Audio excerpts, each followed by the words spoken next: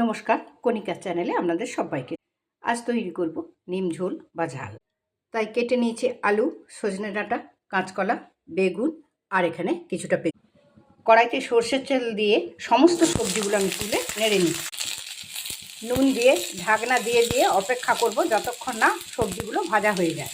একটুখানি লাই সর্ষে আর সাদা সর্ষে বেটে নিচ্ছি।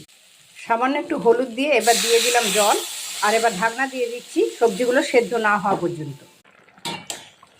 আমার সবজিগুলো প্রায় সেদ্ধ হয়ে এসছে। এবার দিয়ে দিচ্ছি সর্ষে বাটা। এই যে বন্ধু বলেছিলাম নিম ফুল, এই দেখুন এগুলোই হচ্ছে কি নিম ফুল, আমি শুকনো করে রেখে দিয়েছি। কড়াইতে তেল গরম করে ফোড়ন আর রাঁধুনি দিয়ে দিলাম। এবার দিয়ে দিলাম নিম ফুল, সেদ্ধ সবজি দিয়ে দিলাম। আমার নিম ঝোল হয়ে গেল। ওপর থেকে ছড়িয়ে দিলাম বড়ি আর সর্ষের তেল। এই গরমে সবাই ভালো থাকুন।